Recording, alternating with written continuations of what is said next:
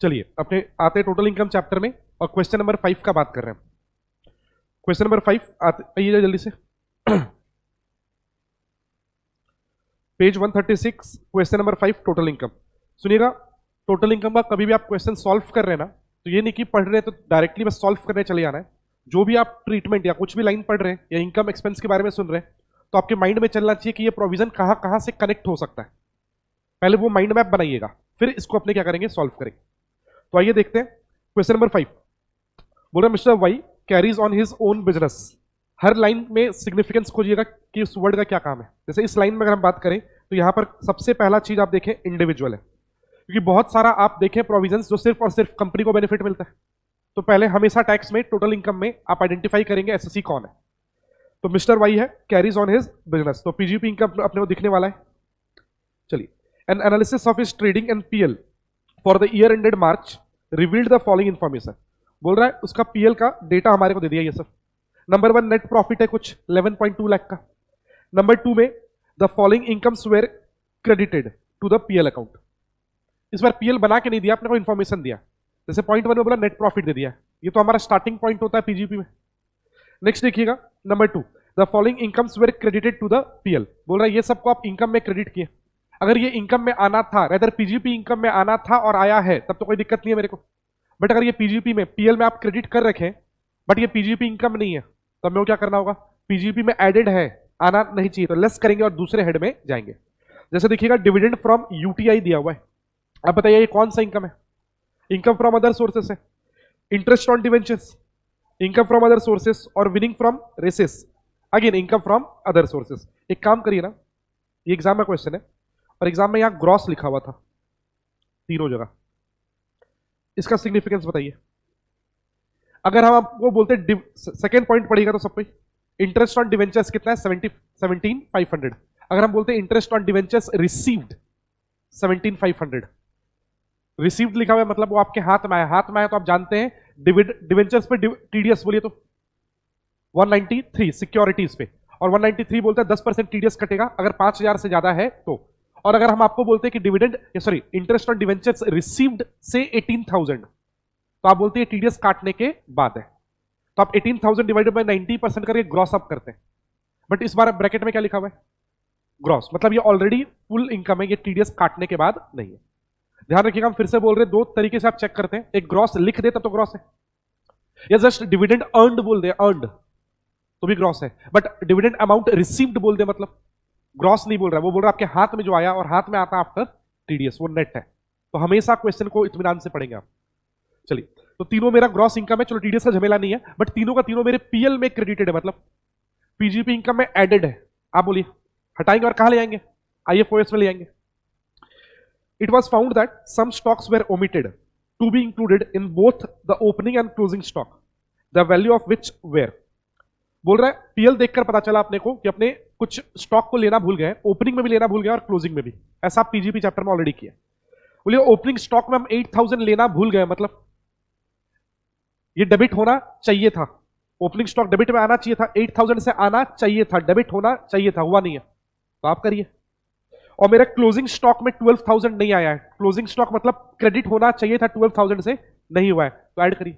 हाँ, आप net of करके भी 4,000 ऐड कर सकते हैं, बट हम लोग पूरा एक एक करके स्टेप दिखाएंगे। क्लियर? चलिए, ₹1 lakh was debited in the PL account being contribution to university approved and notified under section 35(1)(2)।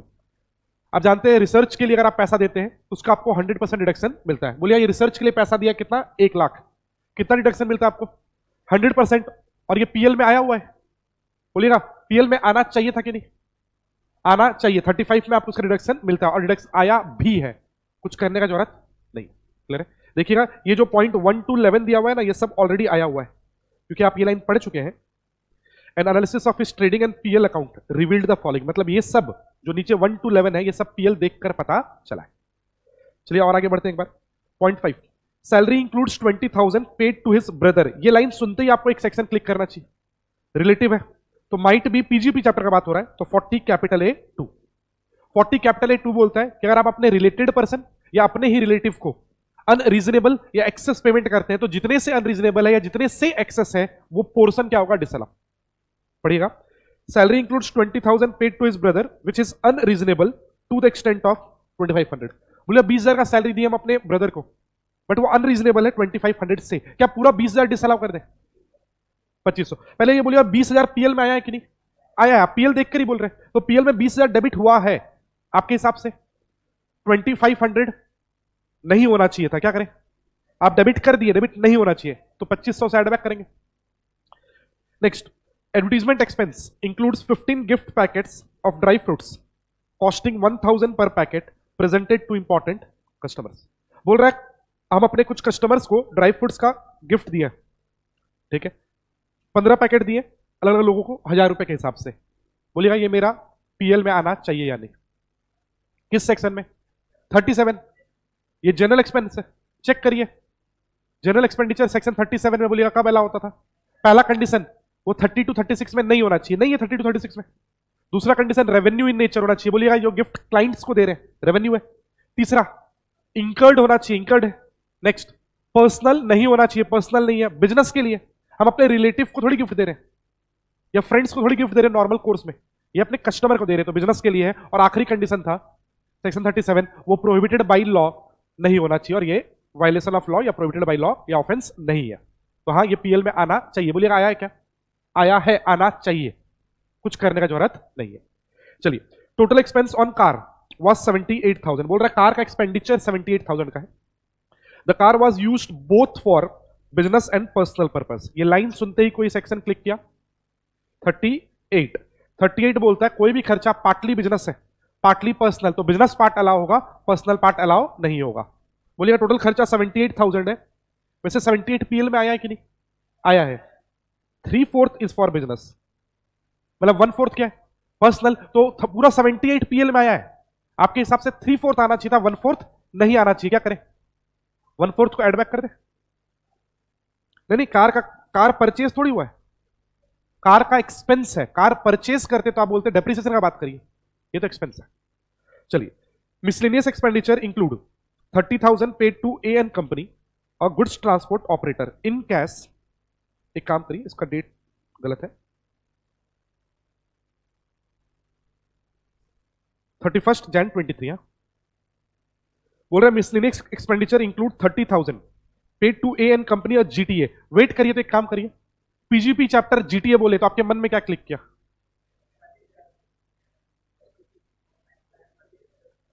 और कुछ बोलिए। ठीक है, आप लोग सही बोले कि कैश पेमेंट इसको 35,000 तक कर सकते हैं, और आपको 44 AE भी क्लिक करना चाहिए। हम ये नहीं बोल रहे इस सॉल्यूशन में यूज है कि नहीं। आप समझिए कमांड टोटल इनकम में तब आता है ना जब आप कोई भी एक्सपेंस का नाम सुनते हैं तो सोच पूरा दिख पाता है आपको कि पूरे इनकम टैक्स में इसका डिस्कशन कहां कहां हो सकता है। तो जीटीए वर्ड अगर हम बोलते हैं, भूल जाइए इस क्वेश्चन में क्या मांगा है। जीटीए सुनते ही आपको याद आएगा कि इसको हम कैश पेमेंट 10,000 नहीं, सिंगल डे में सिंगल पर्सन को सिंगल बिल वाला 40 कैपिटल A3, आप 10,000 नॉर्मली होता है, इनके लिए 35 है। एक यहां आया जीटीए का डिस्कशन, तो वो पूरे एक्ट में सुनाइए ना जीटीए कहां कहां दिखा आपको। 44 AE जीटीए के लिए प्रिजम्पटिव बेसिस है। नेक्स्ट, इसके बाद टीडीएस 194C, बट 194C में आप सुने हैं कि अगर जीटीए है और उसके पास अप टू 10 ट्रक्स है और वो मेरे को पैन फर्निश कर देता है तो हम टीडीएस नहीं काटते। समझ आ रहा है?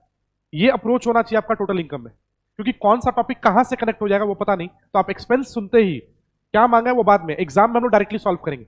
जब घर में हम लोग तो हम लोग एक्सपेंस का नाम सुनेंगे और सोचेंगे कि कहां कहां ये कनेक्ट हो सकता है, ऐसे कमांड आ जाएगा। चलिए अब काम का लाइन पढ़ते हैं।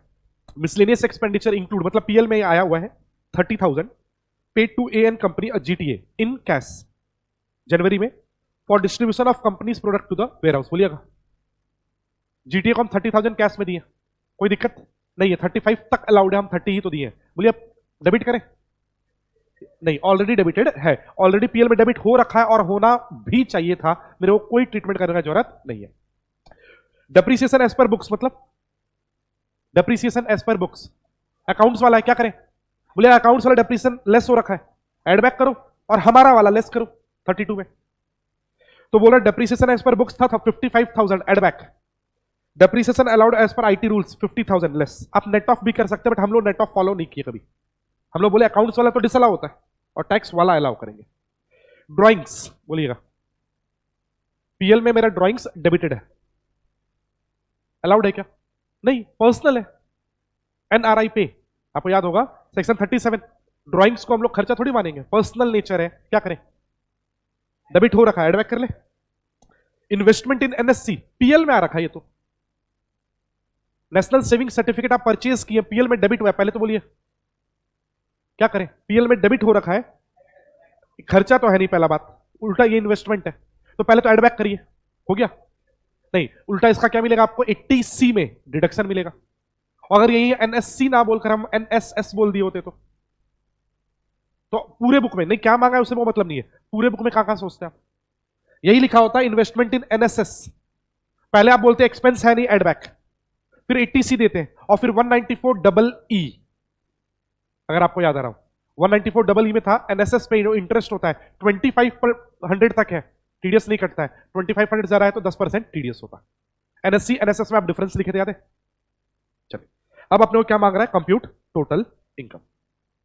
पहले तो इसका इनकम में कौन कौन सा हेड से दिखे तो आईएफओएस और पीजीपी, यही तो दिखा अपने को, और बाकी डिडक्शंस कुछ दिखा है। चलिए सॉल्व करते हैं।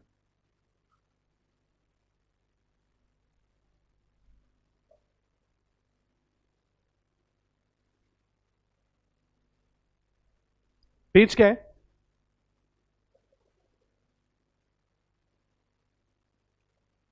रेदर आपको टोटल इनकम को ना एक चैप्टर कभी भी नहीं समझना है, आपको सोचना है जो आप रिवीजन करने के लिए चैप्टर कर रहे हैं, मतलब ये चैप्टर सॉल्व करें तो इससे उल्टा रिवीजन होने लगता है आपका अलग अलग टॉपिक्स।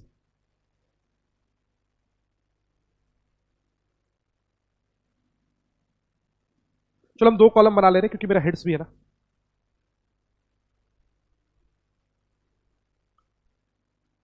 बोलिए टोटल इनकम मांगा है, सॉरी मेरे को हम हेडिंग लिखना भूल गए, wait wait wait, computation of heading दे रहे हम, कंप्यूटेशन ऑफ टोटल इनकम। आगे बोलिए क्लाइंट का नाम, ऑफ मिस्टर वाई, बाकी for previous year assessment year ऐसे लिखेंगे अपने। चलो, ऐसे तो रिक्वायर्ड नहीं होता ये सब, बट फिर भी हम लिख रहे हैं, सैलरी है नहीं, नील। दूसरा head income from house property, again question पढ़े, समझ आया नहीं है। तीसरा हेड पीजीपी, हाँ ये है, तो चलिए इसको सॉल्व करते हैं। और एग्जाम में ध्यान रखिएगा, जब भी कोई लाइन का काम कंप्लीट हो जाए ना, टिक कर देना, क्योंकि इतना सारा इंफॉर्मेशन होता है फिर क्लिक ही नहीं करता कि कुछ का ट्रीटमेंट बचा है कि नहीं बचा। स्टार्ट कर रहे हैं हम, बोलिएगा नेट प्रॉफिट कितना है, 11.2 लाख। इसका कोई और यूज है क्या? नहीं, बस स्टार्टिंग में लिखना है तो टिक कर दे रहे हैं, और यहां लिखते हैं net profit as per PL. बाकी आप पीजीपी को नोट्स में भी निकाल सकते थे और यहां के फिर फिगर डाल देते sir. Net profit as per PL account, as per books 11,28 था ना। चलिए अब लाइन से बोलते जाइएगा, पीएल का डेटा है मेरे पास। पॉइंट नंबर 2 का ट्रीटमेंट क्या करें, पॉइंट 2 नहीं, इसको मत करिए, चलने दीजिए, थोड़ा स्विच करिए।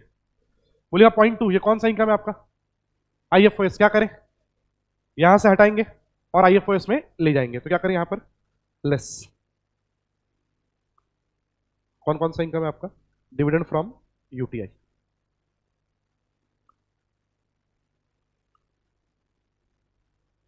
इंटरेस्ट ऑन डिवेंचर्स,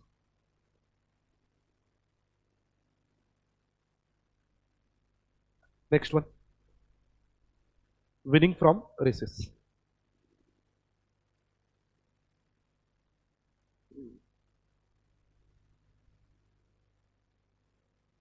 अमाउंट एक बार बता दीजिए कितना कितना है, 22,000, 17,515। चलो बोलिएगा ये पॉइंट 2 का ट्रीटमेंट कंप्लीट है, टिक कर दे। नहीं, इसको कहां ले आना, आईएफओएस में, आधा काम हुआ है, टिक मत करिएगा। एग्जाम में ना क्वेश्चन का लेंदी क्वेश्चन आता है, और ये लोग पेपर बनाते भी है ना तो जानबूझ के लाइंस के बीच में थोड़ा स्पेसिंग ज्यादा छोड़ते हैं। टोटल इनकम का क्वेश्चन आपको 2 पेज में दिखेगा। अब आगे पीछे पढ़ने में बहुत बार कंफ्यूजन होता है, कौन सा हम किए कौन सा नहीं, इसीलिए हम ये बोल रहे हैं जो लाइन का पूरा काम कंप्लीट हो जाए छोटा सा टिक। अभी पॉइंट 2 आधा हम ट्रीटमेंट किए, पीजीपी से हटाए, बट कहां ले आना है, आईएफओएस, तो होल्ड पे रख रहे हैं इसको हम। पॉइंट 3 ये हम लोग डिस्कस कर चुके हैं, ओपनिंग स्टॉक में हम 8,000 लेना भूल गए थे, क्लोजिंग स्टॉक में 12,000 लेना भूल गए थे, तो लीजिए इसका और कहीं इंपैक्ट आएगा क्या, नहीं, तो टिक कर रहे हैं और बोलते जाइए ओपनिंग स्टॉक में 8,000 नहीं लिए थे, क्या करें, लेस।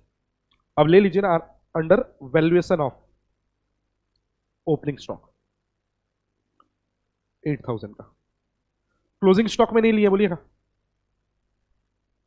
ले लीजिए, इनकम दिखाइए तो ऐड होगा ना under valuation of closing stock. 12,000 है, ध्यान रखिएगा ये ऐड हो रहा है। इस पॉइंट का और कहीं रोल नहीं है तो हम पॉइंट थर्ड को टिक कर दिए।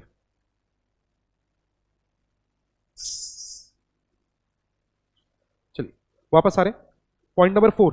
पॉइंट 4 था कि आप साइंटिफिक रिसर्च के लिए 1 लाख दिए जो कि पीएल में डेबिट हुआ है, बोलिएगा होना चाहिए था, डेबिट हुआ भी है, कुछ करने का जरूरत नहीं है। कहीं और ट्रीटमेंट आएगा क्या इसका? नहीं। बट यही रिसर्च के लिए पैसा दिए, कोई और किसी सेक्शन में जाता है क्या? मेरे क्वेश्चन का पार्ट नहीं पूछ रहे, हम एक्ट का पूछ रहे।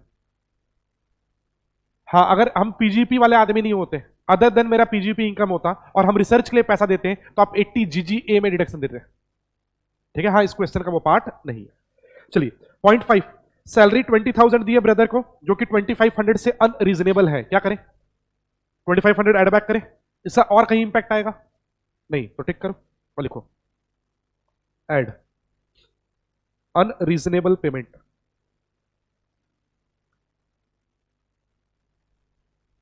Made to brother. कौन सा सेक्शन याद है ना अपने को? 40 कैपिटल ए 2 कितना है? 2500।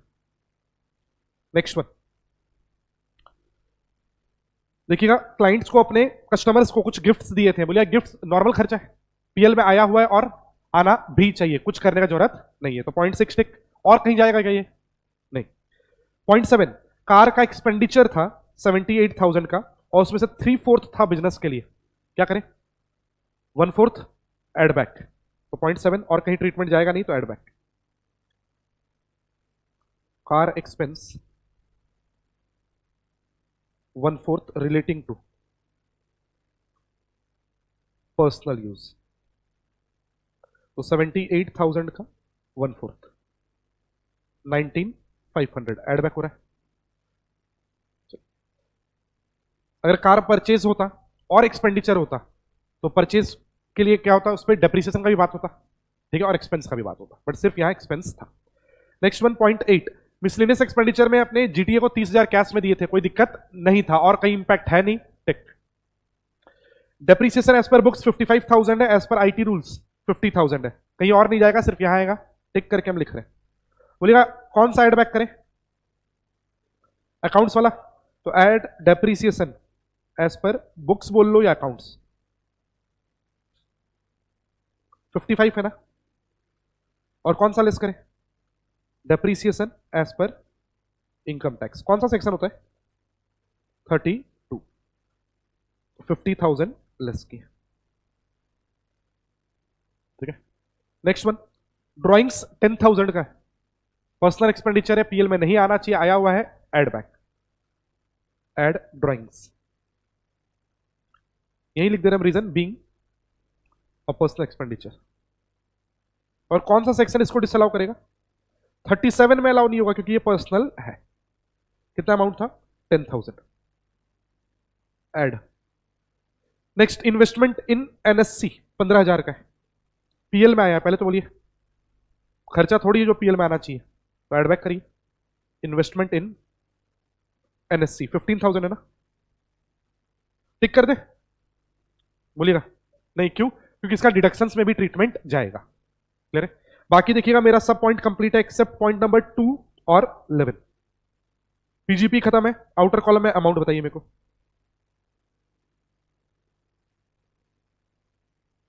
तो जल्दी से कैलकुलेट करिएगा।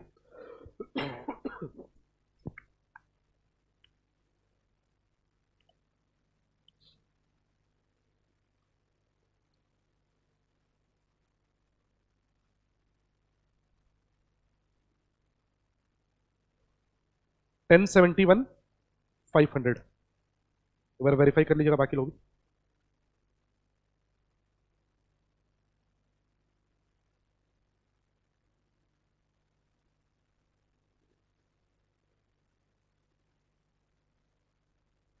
डिफरेंट आ रहा है क्या?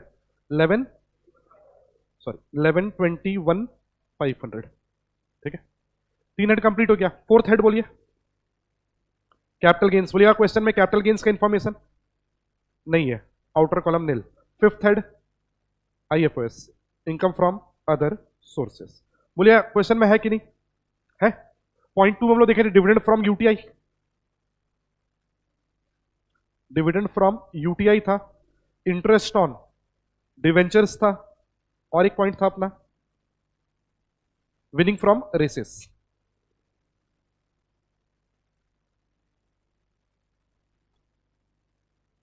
$22, $17,500 और 20 और 15,000 सॉरी। आउटर कॉलम में मेरे जाएगा आईएफओएस का फिगर 54,500, यही हो रहा है ना? बोलिएगा आईएफओएस हो गया, हेड्स वाइज कंप्लीट। अब जाके पॉइंट 2 में टिक मारते हैं, ठीक है? तो पॉइंट 2 भी कंप्लीट। कौन सा बचा है मेरा? पॉइंट 11। चलो ये रिडक्शंस में आता है, तो लेस कर रहे हैं अपने, सॉरी टोटल पहले कर लो, ग्रॉस टोटल इनकम।